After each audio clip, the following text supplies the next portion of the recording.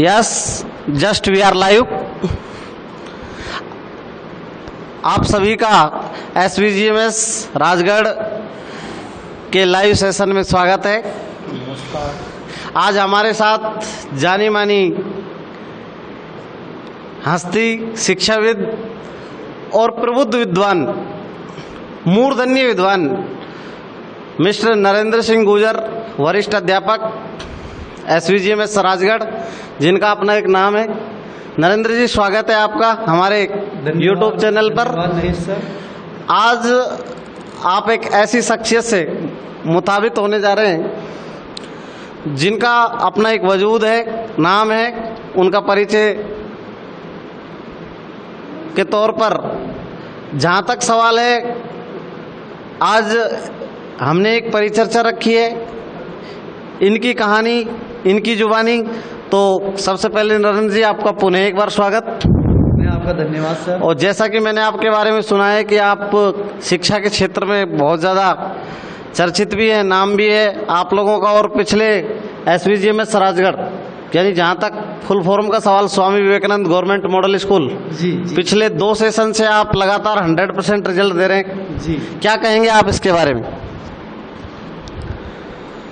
सबसे पहले तो मैं नरेश जी सर का धन्यवाद देना चाहूँगा कि आज आपने मुझे आपके लाइव सेशन में यहाँ बुलाया और इतना सम्मान दिया। सर, मैं बताना चाहूँगा कि जो हमारा मॉडल स्कूल है वो CBSE एफिलेटेड है और पिछले 4 वर्षों से राजगढ़ ब्लॉक का एकमात्र इंग्लिश मीडियम स्कूल, वो भी गवर्नमेंट का, पिछले 4 वर्षों से बढ़िया अपनी सेवाएं दे रहा है। और लास्ट 2 ईयर से अपने यहाँ पे 10th बोर्ड के जो एग्ज़ाम्स हुए वो 100% हमारा रिजल्ट रहा। उसके लिए सभी हमारे जो स्टाफ साथी, उनका मैं कहूँगा कि एक सक्रिय योगदान रहा। और हम लोगों का तो था ही था, उसके साथ हमारे जो प्रिंसिपल सर, उनका मोटिवेशन और बच्चों की मेहनत। मैं इसमें बच्चों की मेहनत को विशेष जोर देना चाहूँगा, क्योंकि एक टीचर जब तक बच्चे उसका साथ नहीं दे सकते, जब तक बच्चे फॉलो नहीं करेंगे टीचर को, जब तक आउटकम जो हम चाहते हैं वो मिल नहीं पाएगा। जी जी।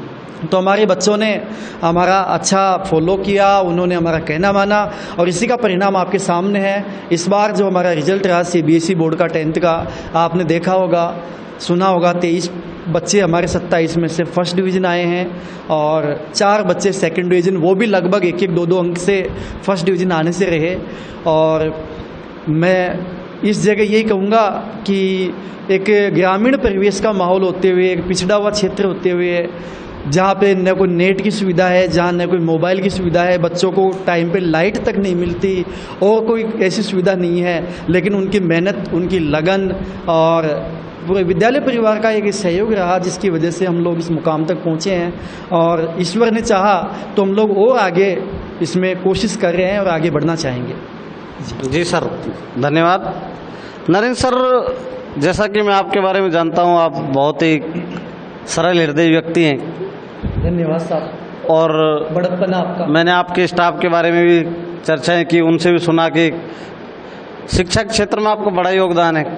अब की बार आप क्या करने वाले हैं? इंग्लिश में एक नया प्रोजेक्ट, आपके मन में कुछ भावनाएं उद्वेलित हो रही होंगी, क्योंकि आप जहाँ तक, वैसे तो ये इंग्लिश मीडियम का विद्यालय है, 3 हमारे यहाँ पर लेक्चरर भी हैं, इंग्लिश के टीचर्स भी हैं। तो अब की बार क्या योजना है आपकी, क्या करेंगे इस सेशन में आप? जी सर, आपने बहुत अच्छा क्वेश्चन किया। सर, हम लोग 2 यहाँ पे सेकंड ग्रेड टीचर हैं, सीनियर टीचर इंग्लिश के हैं। एक हमारे लेक्चरर है राठौड़ साहब, वो भी बढ़िया मेहनती और जुझारू प्रवृत्ति के इंसान हैं। और हम लोग आपस में मिलकर एक अच्छा कॉम्बिनेशन बिठाकर हम लोगों ने एक निश्चय किया है कि ऐसे बच्चे जिनको रीडिंग और राइटिंग में कुछ प्रॉब्लम्स आ रही है, उनको हम लोग पहले छांटेंगे और फिर उनके लिए एक्स्ट्रा क्लासेज की कुछ व्यवस्था करेंगे। कुछ बच्चे ऐसे भी जो एक्स्ट्रा ऑर्डिनरी हैं, कुछ बढ़िया मेरिट में कुछ स्थान लाने लायक हैं, उनको भी हम छांटेंगे, उनके लिए एक्स्ट्रा क्लासेज की अरेंजमेंट करने की हम कोशिश कर रहे हैं। और उसके अलावा हम इस बार अगर पॉसिबल हो पाया इन सब एक्टिविटीज़ के अलावा, तो हम चाह रहे हैं कि एक इंग्लिश स्पोकन क्लासेज की ओर हम शुरुआत करें, ताकि बच्चों को एक इंग्लिश मीडियम स्कूल में एक इंग्लिश स्पीकिंग का एक एटमॉस्फेयर मिल सके।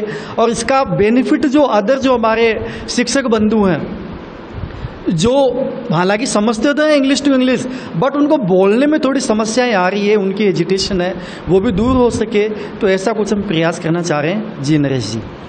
नरेंद्र सर, ये स्वामी विवेकानंद मॉडल स्कूल सरकार की एक बहुत ही महत्वाकांक्षी योजना रही है, और जहाँ तक सवाल है इस योजना को धरातल पर उतारने का, तो सरकार बार बार प्रयास कर रही है। आप देखिए 7.5 करोड़ की बिल्डिंग आपके सामने है, और 15 लाख का बजट पर मंथ शिक्षकों के ऊपर खर्च किया जाता है। तो क्या आप ये भी मानते हैं कि प्राइवेट स्कूली शिक्षा और इस सरकारी स्कूल की शिक्षा में कुछ ये कह सकते हैं कि एक तरीके से जहाँ से विभेदन की स्थिति, कुछ अभिभावक ये हमेशा कहते आए हैं कि सरकारी स्कूल के टीचर पढ़ाते नहीं हैं, और कई बार मैंने देखा है कि ये बहुत ही ग्रामीण क्षेत्र में बड़े लोगों के प्रश्न चिन्ह रहते हैं कि आधुनिक शिक्षक सरकारी टीचर्स पढ़ाते नहीं है। क्या वास्तव में धरातल पर ऐसा ही है?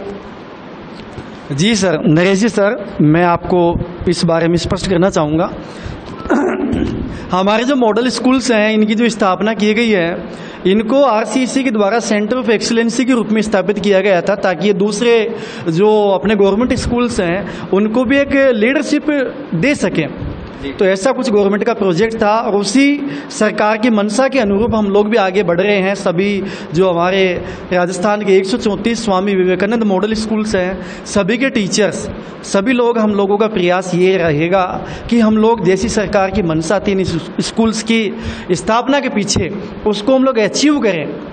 और रही बात आपकी प्राइवेट स्कूल्स और गवर्नमेंट स्कूल्स की जो कंपैरिजन की, तो मैं यहाँ पे क्लियर करना चाहूँगा सर कि इन स्कूल्स में वही टीचर सेलेक्ट हुए हैं जो इंटरव्यू बेस पे आए हैं, और जो well qualified and we can say that जो बेस्ट टीचर्स हैं उनको यहाँ पे आरसीईसी के द्वारा प्रोजेक्ट किया गया है।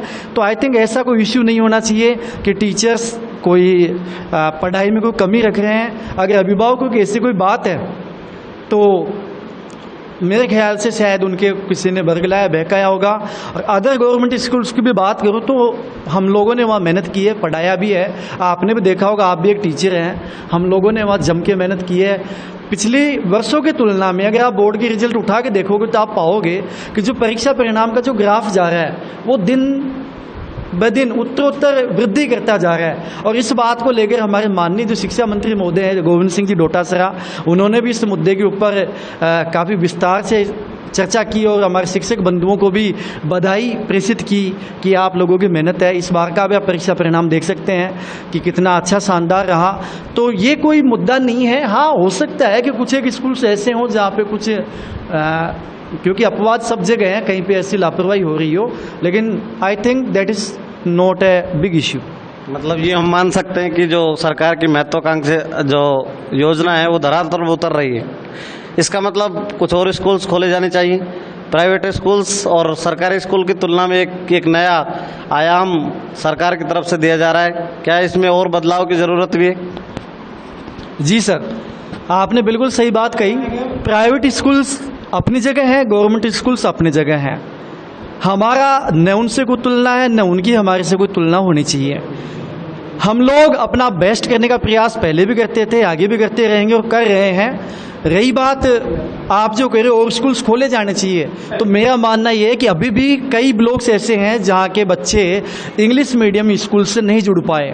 हालांकि सरकार ने इस बार Mahatma Gandhi English medium schools खोलकर उनको जोड़ने का प्रयास किया है, लेकिन मेरा व्यक्तिगत रूप से ये मानना है कि ब्लॉक लेवल पर स्कूल एक तरीके से ऊँट के मुँह में जी रहा है, क्योंकि वहाँ पर कितनी सीटें हैं, 500, 600, 700, लेकिन बच्चों की आप देखिए कितनी संख्या, कितने ग्रामीण परिवेश के ऐसे बच्चे हैं जो इंग्लिश मीडियम की शिक्षा लेना चाहते हैं लेकिन वो उससे वंचित हैं। तो मेरा आपके इस चैनल के माध्यम से राज्य सरकार से अनुरोध रहेगा कि अगर ऐसा संभव हो सके तो प्रत्येक पंचायत लेवल पर ऐसा एक इंग्लिश मीडियम एक ऐसा स्कूल खोला जाए जिससे कि बच्चे लाभान्वित हो सकें। क्योंकि हमारे जो महात्मा गांधी कह लीजिए या पूर्व प्रधानमंत्री पंडित जवाहरलाल नेहरू जी कह लीजिए, इन लोगों का, महापुरुषों का मानना था कि बच्चे देश का भविष्य होते हैं और एक शिक्षा ही एक ऐसा प्लेटफॉर्म हो सकता है जो अपने देश को विकास के पथ पर आगे बढ़ा सकता है।